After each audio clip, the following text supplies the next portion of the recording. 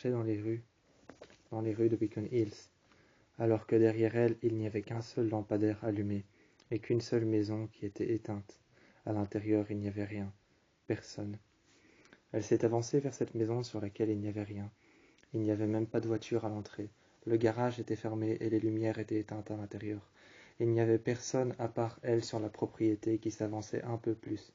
Elle marchait un peu plus et elle a regardé à l'intérieur. Il n'y avait qu'une table ronde avec 4 chaises qui étaient rangées en dessous et qui étaient positionnées juste par terre sur le sol. Il y avait 4 chaises positionnées en dessous. Une était par terre contre le sol et les 4 étaient en dessous, juste en dessous de la table. Sur la table, il y avait un chandelier avec une seule bougie. Mais la bougie venait d'être éteinte, comme si quelqu'un était passé. Comme si quelqu'un était passé, la bougie vient juste d'être éteinte. On voit encore que la tige est brûlée.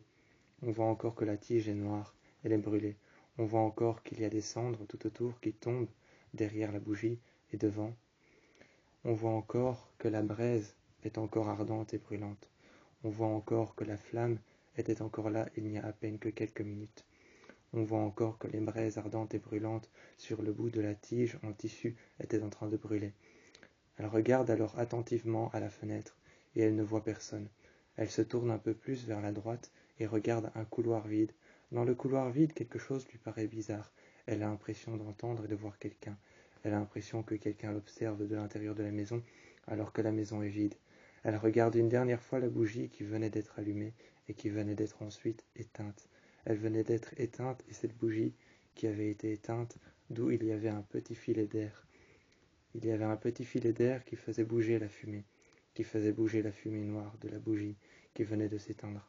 Elle regarde alors dans le couloir et elle aperçoit une silhouette, une femme, pleurer contre le mur. La tête contre le mur et les mains contre son corps. Elle pleure, elle s'aperçoit alors qu'il y a une femme à l'intérieur. Peut-être que c'était elle qui avait éteint la bougie. Elle rentre à l'intérieur et Lydia fait un pas à l'intérieur. Elle comprend alors qu'il y a quelqu'un. Elle ressent la présence d'une femme, une personne, mais elle ne la connaît pas. Elle rentre à l'intérieur et elle ne connaît pas cette femme, mais elle ressent sa présence. Elle ressent qu'elle est là. Elle ressent qu'il y a de la vie dans la maison. Elle ressent que quelqu'un est vivant. Elle s'avance un peu plus vers le couloir qu'elle regardait à l'extérieur. Elle s'avance vers ce couloir et marche très lentement. Elle a l'air suspicieuse. Elle a l'air anxieuse et terrifiée à la fois. À la fois, elle a l'air terrifiée, à la fois, elle a l'air anxieuse et suspicieuse. Elle s'avance un peu plus vers le couloir et remarque alors une ombre, une silhouette d'une femme qui regarde un cadre. Elle regarde alors attentivement cette femme, et cette femme regarde elle-même le cadre qu'il y a au mur. Elle regarde attentivement le mur et se décroche alors un instant. La jeune femme se décroche du mur et Lydia s'avance un peu plus. Elle regarde et accroche son regard contre le mur. Quand Lydia s'avance et qu'elle accroche son regard au mur, elle voit que la femme a enlevé le cadre. En dessous du cadre, il y a un mot. Aidez-moi. Il y a un mot, aidez-moi, en dessous du cadre. La jeune femme l'a décroché et l'a enlevé. Lydia s'est raccrochée au mur et regarde alors ce qu'il y a contre le mur. Elle avance les mains contre le mur et les paumes des mains contre le mur. Elle avance le long du couloir. Le long du couloir, elle avance. Elle avance lentement. Elle met un pas devant l'autre et fait attention minutieusement à comment elle marche et où elle marche. Elle fait attention à où elle marche et comment elle marche. Minutieusement, elle met ses pas les uns devant l'autre. Elle marche, et l'un devant l'autre, elle met un pied et puis l'autre. Elle s'avance un peu plus et garde ses mains et les paumes de ses mains appuyées contre le mur. Juste quand elle est devant le mur, qu'elle est devant le cadre, quand elle est devant le cadre, elle s'arrête. Elle n'entend plus rien. Elle n'entend plus rien, elle n'a plus l'impression d'entendre la femme, comme si elle avait disparu. Elle se met alors droite et s'arrête. Elle se met droite et s'arrête devant le mur. Elle n'entend plus rien, mais elle a l'impression que le mur devant elle est creux. Quand elle a l'impression que le mur devant elle est creux, elle s'arrête, et Lydia entend quelqu'un frapper, toquer avec sa main contre le mur. Elle entend quelqu'un toquer avec sa main contre le mur. Après, elle entend quelqu'un laisser sa main glisser. Elle entend quelqu'un contre une vitre à l'extérieur. Contre une vitre à l'extérieur, une vitre du salon. Elle entend une personne qui laisse glisser sa main et qui pleure en même temps. Elle va dans le salon et elle aperçoit seulement la marque d'une ombre d'une main contre le mur. Contre le mur, elle aperçoit derrière elle des mains qui sont en train de glisser. Elle aperçoit l'ombre de plusieurs mains qui sont en train de glisser contre les murs. Elle aperçoit une main contre le mur appuyée, une femme qui se retourne avec des yeux blancs. Cette femme se retourne avec des yeux blancs comme si elle était aveugle. Elle la regarde et elle commence à pleurer. Ses mains sont appuyées contre la vitre et partout autour d'elle, contre les murs, il y a plusieurs mains qui sont en train de glisser, laissant l'empreinte d'une main qui a posé la paume contre le mur et laissant l'empreinte d'une main qui glisse jusqu'en bas. Elle regarde autour d'elle, elle a peur, elle sort de la maison et le lampadaire juste en face de la maison, là où elle marchait sur la rue. Là où elle marchait sur la rue, le lampadaire s'éteint. La maison s'allume et elle voit une femme à l'intérieur, avec des yeux blancs. Elle se réveille en sursaut dans son lit, ce n'était qu'une vision. À ce moment-là, elle ouvre la porte de sa chambre, après avoir entendu toquer. Elle ouvre la porte de sa chambre. Elle ne voit qu'un magnétophone. Elle ouvre la porte de sa chambre. Elle prend lentement la poignée de la porte. Elle prend lentement la poignée de la porte et ouvre la porte de sa chambre. Elle voit un magnétophone. Elle voit alors une cassette et un VHS. Derrière, dans le couloir, derrière la porte qu'elle a ouverte, la porte de sa chambre, il y a le magnétophone avec un grand écran plat. Il y a un grand écran plat, une télé éteinte. La télé s'allume alors soudainement, et elle voit que sur la télé, il y a les vidéosurveillance d'un magasin. Il y a les vidéosurveillance d'un magasin sur ce grand écran plat, avec un écran VHS à côté. À côté, il y a un petit écran VHS, avec en dessous une VHS qui tourne. Elle regarde la VHS tourner et se concentre sur le bruit. Elle ferme les yeux, et puis quand elle les réouvre, sur le petit écran VHS et sur le grand écran plat, ainsi que sur l'ordinateur sur son bureau. Sur l'ordinateur, sur son bureau, sur le grand écran plat et sur l'écran VHS, elle aperçoit les caméras de sécurité d'un magasin, avec cette bête féroce, mi-humain, mi-loup-garou, qui est en train de courir après quelqu'un. Cette personne se réfugie en dessous d'une voiture et regarde alors à gauche et à droite. Elle se rapproche un peu plus, et la bestiole, mi-humain, mi-loup-garou, s'approche alors très légèrement, mais très légèrement, de l'écran. Elle s'approche un peu plus de l'écran et sent la présence de cette chose, mi-humain, mi-loup-garou.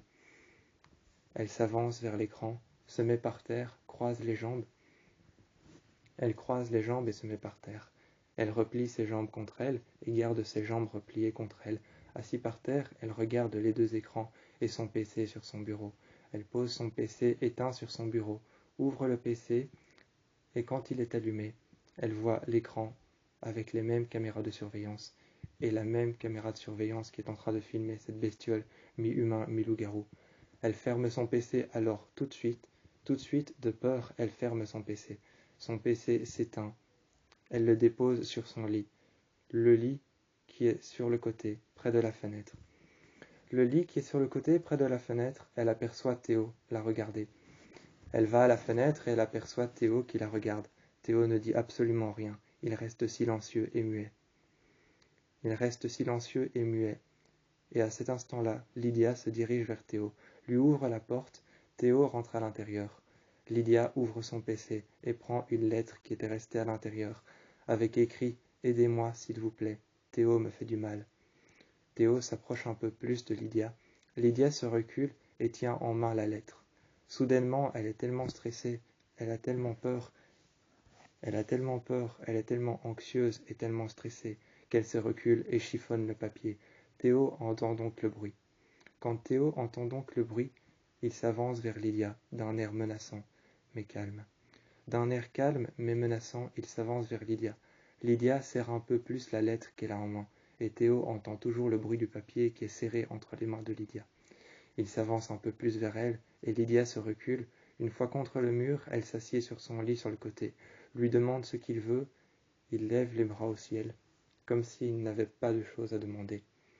Comme s'il n'avait pas de choses à demander, il lève les mains vers le ciel, très lentement, comme s'il se faisait arrêter par la police. Comme s'il se faisait arrêter par la police, il lève les mains vers le ciel très lentement, et il regarde Lydia. Il dit « Je n'ai rien à demander. je viens juste te parler. » Elle se lève et elle lui dit « Me parler maintenant pendant la nuit à 1 heure du matin. » Théo regarde et se tourne vers la fenêtre. À l'extérieur, il fait noir et il lui dit « Oui, maintenant, à 1 heure du matin. Ça ne peut pas attendre. » Lydia lui demande alors « Oui, qu'est-ce qu'il y a ?» en s'asseyant sur le lit. Théo s'assied à côté d'elle. Lydia est apeurée mais ne le montre pas. Lydia ne le montre pas mais elle est apeurée. À ce moment-là, Théo lui demande si elle a vu une bestiole féroce, ressemblant à un humain et à un loup-garou. Elle ne veut pas répondre et dit que non. Théo voit bien qu'elle ment, mais il ne dit rien. Il ne dit rien et reste silencieuse.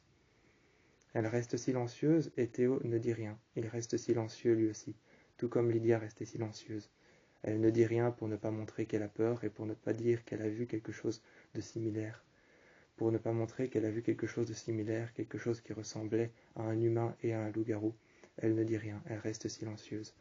Théo se lève et se dirige vers la porte, referme la fenêtre de sa chambre et s'en va.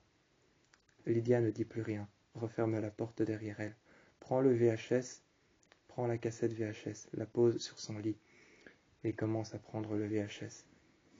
Elle referme la porte, prend le VHS qu'elle a déposé sur son lit, enlève alors la VHS qu'il y avait à l'intérieur. Elle enlève la cassette VHS qu'il y avait à l'intérieur. Celle-ci qu'elle pose sur son bureau commence à tourner toute seule, comme si elle était toujours à l'intérieur du magnétoscope. Elle la prend et elle la regarde, et elle entend une voix qui dit « Aidez-moi, aidez-moi, s'il vous plaît, aidez-moi, il me fait du mal. » Elle suppose encore une fois que « il » ce devait être Théo. Elle regarde Théo s'en aller dans l'ombre, dans les ténèbres et dans l'obscurité. Elle regarde Théo s'en aller dans l'ombre, les ténèbres et l'obscurité, referme les rideaux derrière elle juste quand Théo se tourne. Elle ne sait pas quoi penser. Elle va se coucher et remet la couverture sur ses épaules.